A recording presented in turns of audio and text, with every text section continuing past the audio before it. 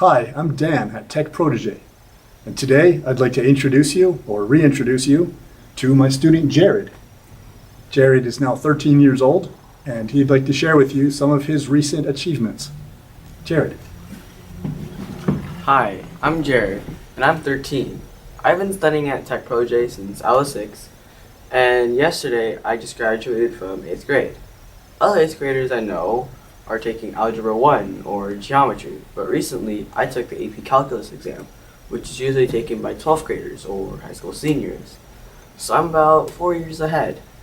I'm looking forward to a cool career in science and engineering, and here I would like to demonstrate an example calculus problem. So I'm going to find the equation for the volume of a cone, given that the volume of a cylinder is pi r squared h, using calculus. So the way we're going to do this problem is that we're going to slice a cone into a bunch of horizontal circles. And because the radius of each circle is decreasing at a constant rate, we can write this as the function of a line.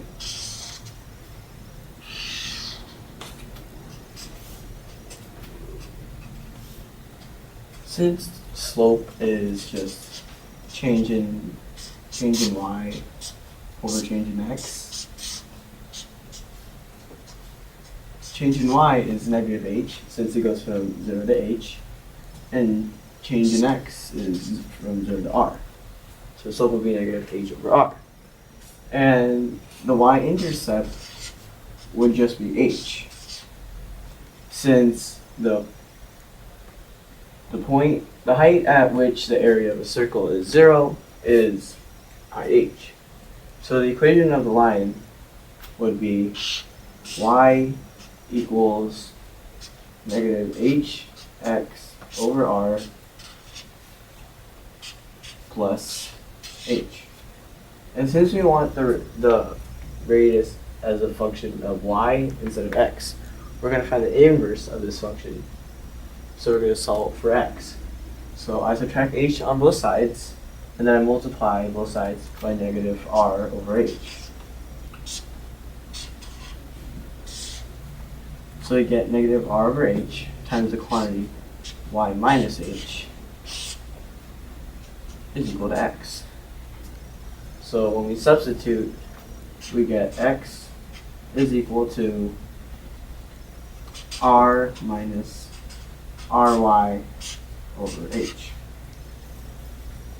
So now that we found the radius as a function of y, and the area of a circle is pi r squared, we're going to integrate this inside pi r squared. So we have pi times the integral quantity of r minus ry over h squared dy from y equals 0 to y equals h. I'm going to expand the function inside. So we get pi times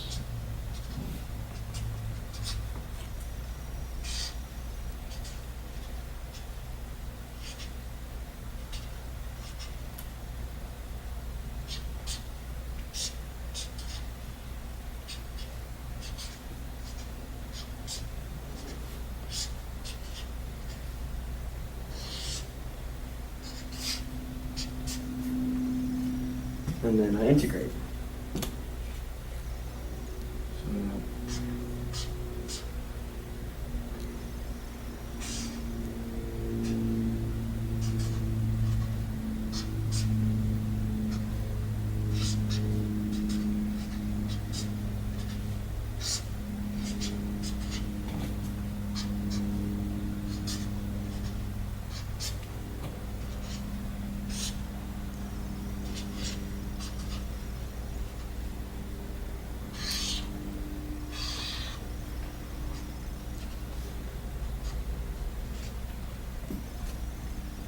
And then I just substitute h for each y and then 0 for each y.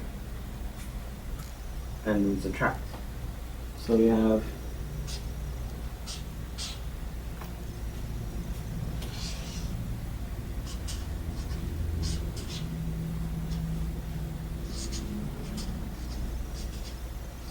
So we have pi times quantity r squared h minus 2r squared h squared over 2h plus r squared h cubed over 3h squared. And since anything times 0 is equal to 0, I'll just subtract 0. So these 2's cancel out. This h cancels out that. And these two h's cancel out that. So that we get pi times r squared h minus r squared h plus r squared h over 3.